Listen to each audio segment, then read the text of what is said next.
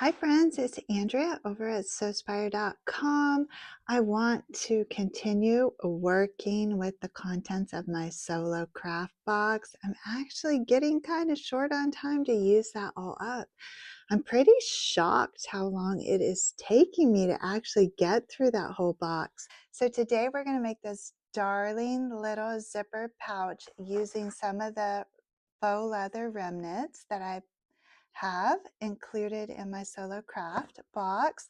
This comes together so fast, and I have a fun little cheater method that is going to make achieving this look very simple for you. So if you are looking forward to seeing step by step how to make this little pouch, please do me a huge favor and give this video a like and subscribe to the channel, and we'll jump right in.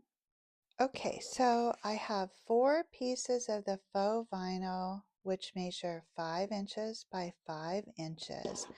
I'm going to position those in pairs so that I have one on each side, both facing wrong sides together, so the right sides are out. I'm going to position the vinyl on the cutting mat. One corner of my ruler will be right at that top left corner, and the opposite edge of the ruler is going to angle down 2 inches. And that's how we're going to create the angle on that bottom portion of the pouch. So again, you're going to take your 2 squares, position those so that the right sides are facing out. Use your clear acrylic ruler, position that at the top left-hand corner, and then angle down 2 inches on the right-hand side. And these little bits here would be great for zipper tabs and zipper pulls. So we're going to use a little bit of a cheater method here, and we're going to work with 4 cotton rectangles, which are 5 inches wide by 8 inches tall. And same thing, we'll work in pairs because we're going to stitch these together. So one is the front exterior and one is the rear exterior. But we want to go ahead and take our little angled leather pieces and position those right on top of the cotton fabric so that the base and the side is aligned. And you should have 4 panels or 2 sets which line up nicely so that that angle comes together here right in the center. So the first step is to top stitch across that angle. And now that I have my leather accent stitched on all 4 of those panels, I want to match those up again in their coordinating pairs. And so you want that V coming together like that. Then you're going to position those panels right sides facing and stitch down that inner edge. So where the shorter edge of the vinyl is, using 3/8 of an inch seam allowance to join those panels. And then you should have a front and a rear panel that are identical. Now I want to cut out a like size piece of fusible fleece or quilt batting to go on the back of these before I top stitch down on each side of that seam. And then once those seams are laying flat, one side of that to the right and one to the left, then you can take these panels back over to the machine deck and stitch along the right hand edge of that seam and the left hand edge of that seam using that same 1/8 of an inch seam allowance that you had on the top stitching across that angle. And then you should have two panels. One will be your front and one will be your rear. And then we want to cut out two pieces of cotton fabric for the interior that are the same measurement as these exterior panels. And so that is roughly 8 inches tall by 9.5 inches wide. And these two pieces of cotton are going to be the lining for the interior. All right, now we're going to take an 8-inch zipper and we're going to use some of those bits from the corners that we cut off to create a 1.25 inch by 1.5 inch zipper tab. And those are going to get positioned on each end of the zipper, right sides facing, stitch across there 1/4 inch.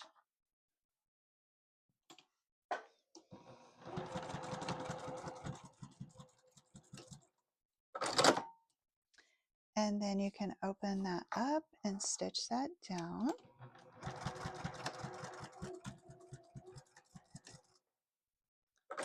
So that each end of the zipper gets a zipper tab.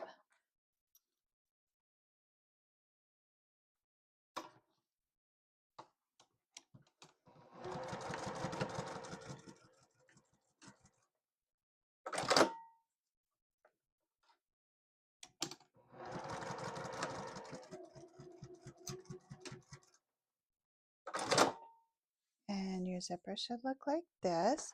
You're going to position that right sides facing down, center that. Your tabs will overhang just a smidgen, that's totally fine.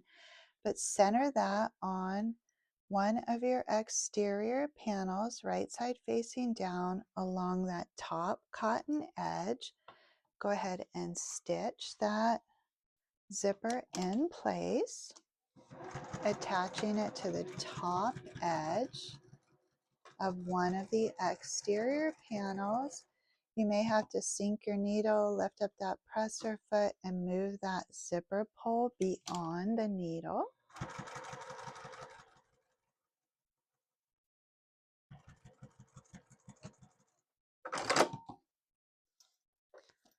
And that's what that looks like. Then you're going to bring over your second exterior panel. The remaining end of that zipper tape is going to line up across the top edge of that cotton. Make sure that you center that again. And then you can go ahead and stitch that down.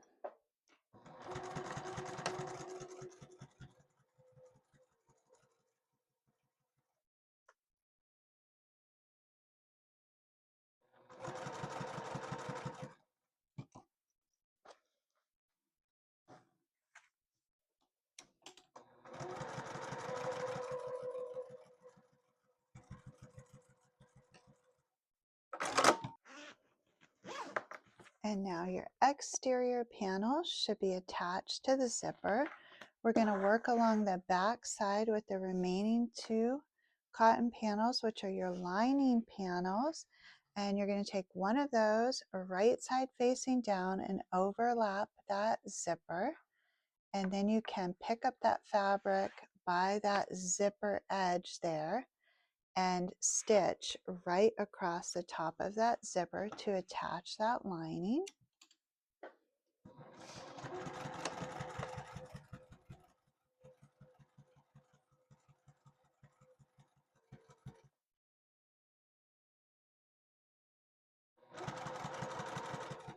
Same thing, you may need to sink that needle, lift up the presser foot, and move that zipper pull beyond your stitch line.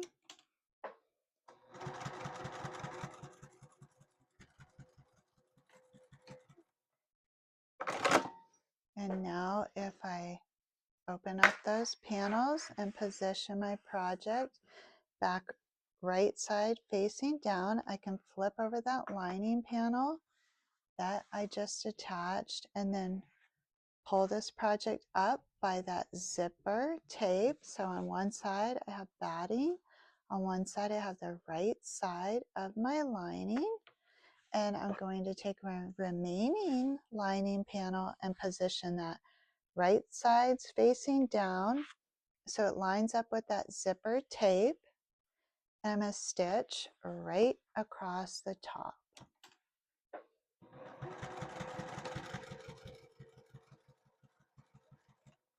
Sinking that needle to move that zipper pull as needed and continuing on.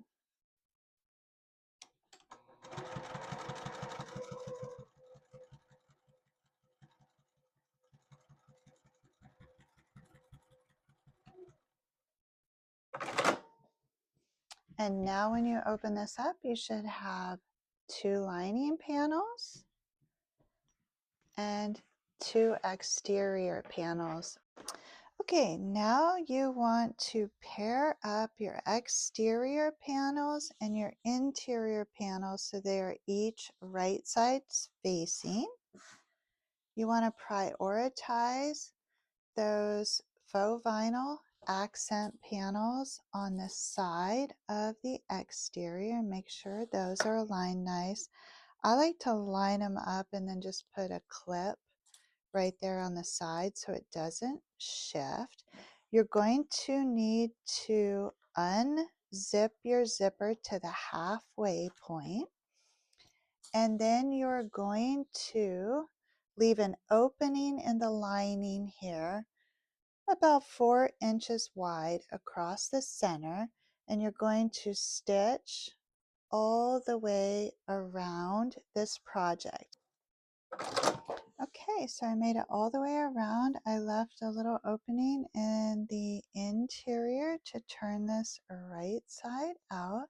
I'm just checking to make sure that I have captured all those seams. Everything looks good.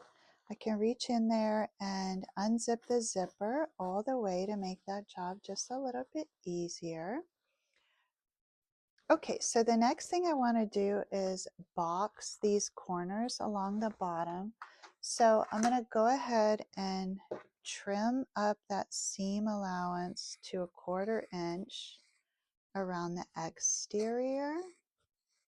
And then before I turn this right side out, I'm going to reach inside and I'm going to box those corners at the bottom of the exterior. And I just want to ever so slightly box this. So it's going to be about 1.5 inches. So I'm just lining up that side seam with that base seam, and then I'm going to stitch right across that to give this little pouch some depth.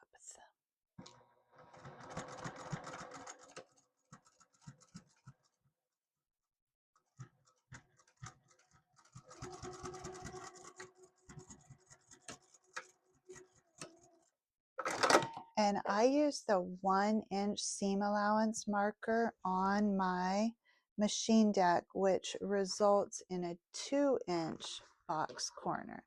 So you can trim to the right of that. And then you're going to repeat that process on the opposite side of that exterior. And then trimming to the right of that stitch line. And you can go ahead and box the interior corners as well. Those would be much easier. You just do the same thing, line up that base seam with that side seam and stitch right across there. And then feel free to trim those just to the right of that stitch line.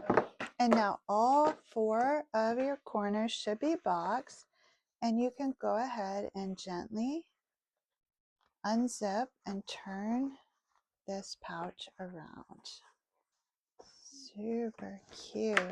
And then before you tuck that lining inside, you may want to give that a little press, but you should be able to line up the edges of that hemline that is still open, and then just using a very scant seam allowance, stitch right across there to close that up.